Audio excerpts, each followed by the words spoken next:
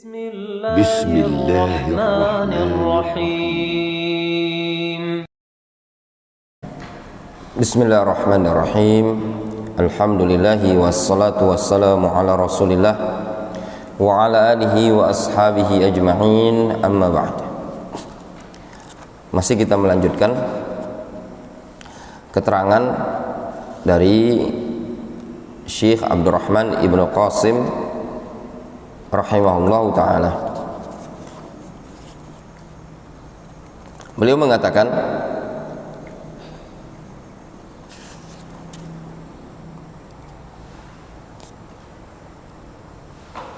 qala Syekh Abdurrahman qala Syekh Muhammad ibn Abdul Wahhab rahimahullah ta'ala, al-ula al-ilmu.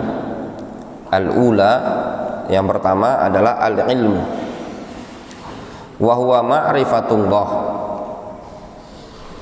Ilmu itu adalah ma'rifatullah, wa ma'rifatu nabiyhi, wa ma'rifatu dinil Islam bil adillah.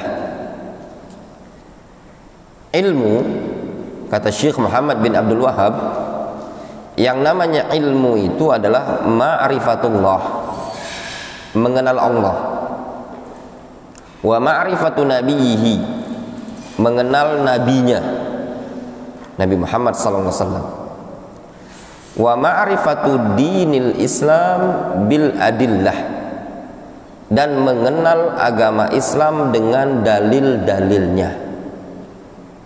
Itu adalah ilmu. Jadi yang namanya ilmu itu,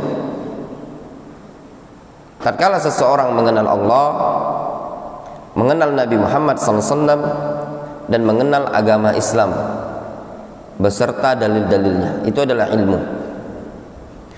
Kata beliau mengomentari makna ma'rifatullah, mengenal Allah, ai bima ta'rifu bihi ilaina fi kitabihi wa sunnati rasulih sallallahu alaihi wasallam min asma'ihi wa sifatihi wa af'alihi, yaitu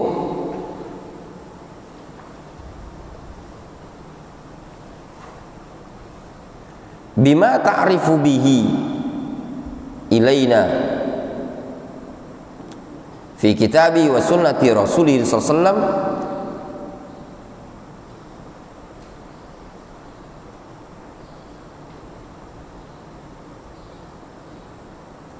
wa sifati wa af'alihi.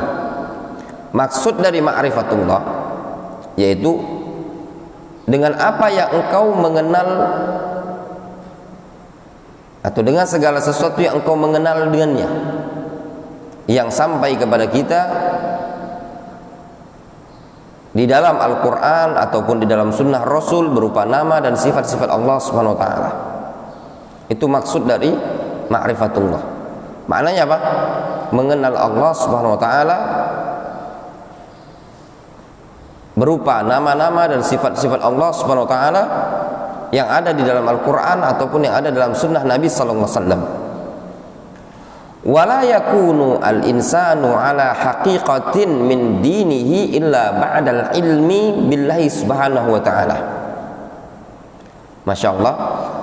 Lihat katanya Syekh Abdurrahman Ibnu Qasim, yang namanya seorang insan tidak akan mungkin berada di atas hakikat agama Allah melainkan setelah dia mengenal Allah Azza wa Jalla. Wala yakunul insan ala haqiqatin min dinihi, kata beliau. Seorang insan itu tidak akan mungkin bisa berada di atas hakikat agama Allah illa ba'dal ilmi billahi subhanahu wa ta'ala, melainkan setelah memiliki ilmu terhadap Allah Azza wa Jalla. Maknanya apa? Tidak akan mungkin seseorang itu dikatakan berada di atas agama Allah secara hakiki melainkan dengan apa? Dengan ma'rifatullah. Ma'rifah al-asma' was sifat wal af'al, mengenal nama, sifat, perbuatan Allah Azza wa Jalla, mengenal rububiyahnya Allah, mengenal uluhiyahnya Allah Azza wa Jalla, mengenal asma'uhu wa sifatuhu. Nah, ini tidak mungkin bisa dicapai ya ikhwah, ya tullabul ilm. Antum tidak akan mungkin mengenal tentang rububiyah, tentang uluhiyah, tentang al-asma' wa sifat melainkan dengan thariqah apa? Thariqah thalabul ilmi syar'i, melainkan dengan metode menuntut ilmu syar'i. Ya. Difahami? Nah, itu poin yang antum harus camkan baik-baik. Nah, akan mungkin seseorang bisa berada di atas hakikat agama Allah illa ba'dal ilmi billahi subhanahu wa ta'ala.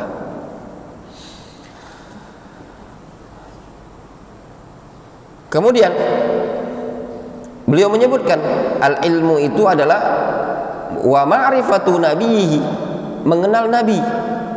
Nabi apa? Nabi Muhammad sallallahu alaihi wasallam. Maknanya Nabi Muhammad SAW fa innahul wasita bainana wa bainallah fi tablighi risalatillahi subhanahu wa ta'ala. Nabi kita Muhammad SAW adalah wasitah, perantara antara kita dan antara Allah Azza wa Jalla di dalam menyampaikan risalahnya Allah Azza wa Jalla. Sehingga kata Syekhul Islam Ibnu Taimiyah, Nabi kita Muhammad SAW adalah wasitah fit tablighi risalah bil ijma'. Man ankara hadhil wasitah kafarah bi ijma'i ahli bilal.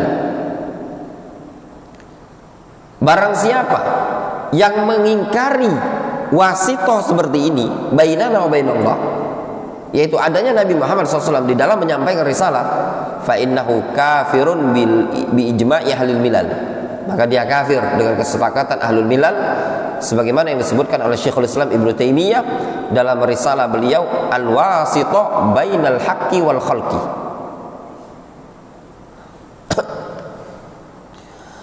Wa ma'rifatuhu fardun ala kulli mukallafin. Nah, mengenal Rasul adalah wajib bagi setiap mukallaf. Mengenal Rasul wajib bagi setiap mukallaf. Wa ahadu muhimmatid din, mengenal Rasul termasuk salah satu pokok-pokok terpenting dalam agama ini tadi. Wan nabi, sedangkan nabi maknanya rajulun uhiya ilaihi bi syar'in wa lam yu'mar bi tablighihi fa in umira bihi farasulun.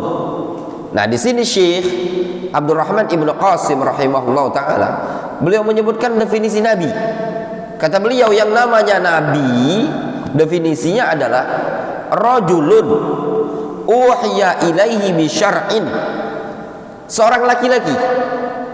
Sehingga kata para ulama, yang namanya nabi itu laki-laki. Tidak ada nabi dari perempuan. Pendapat yang mengatakan ada nabi dari perempuan pendapat yang syadz, yang ganjil, nyeleneh. Mayoritas para ulama bahkan ada yang menukilkan ijma' nabi itu semuanya laki-laki. Adapun yang dinukilkan dari Ibnu Hazm atau sebagian para ulama yang mengatakan Ummu Musa adalah nabi, Maryam adalah nabi, itu semua tidak ada dalil yang sahih. Pendapat yang tepat dan yang kuat bahwasanya nabi dari kalangan laki-laki. Nah, kemudian di sini Syekh Abdurrahman Ibnu Qasim beliau menyebutkan nabi itu diwahyui dengan suatu syariat, namun lam yu'mar bitablighihi, tidak diperintahkan untuk menyampaikan. Nah, pernyataan yang seperti ini itu kurang tepat juga. Ini pendapat jumhur, nabi menerima wahyu tapi tidak diperintahkan untuk menyampaikan. Namun pendapat yang terkuat insyaallah taala itu pendapat yang dikuatkan oleh Syekhul Islam Ibnu Taimiyah dalam Kitabun Nubuwah, bahwasannya nabi juga diperintahkan untuk menyampaikan wahyunya berdasarkan hadis yang diriwayatkan Imam Muslim, Rasul mengatakan, "Ma min nabiyyin qabli illa kana 'alaihi haqqan ayyadulla ummatahu ala khairin ma ya'lamuhu lahum." Kata Nabi sallallahu alaihi wasallam, tidak ada seorang nabi sebelumku, tidak ada seorang nabi pun sebelumku, melainkan wajib bagi dia untuk menunjukkan kebaikan kepada umat dari suatu kebaikan yang dia ketahui.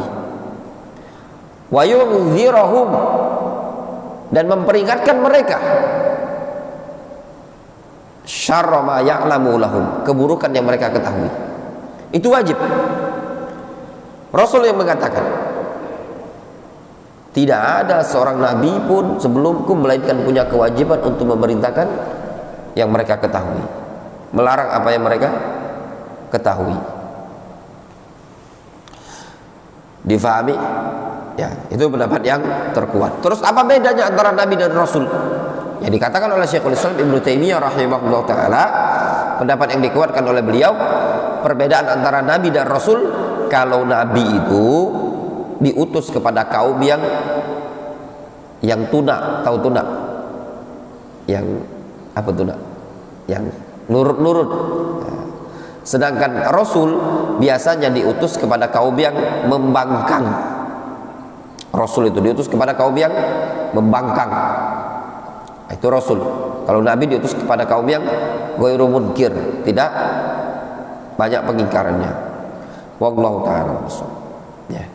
Adapun ma'rifatu dinil Islam bil adillah, insyaallah taala akan kita lanjutkan pada pertemuan berikutnya. Sedikit-sedikit ya.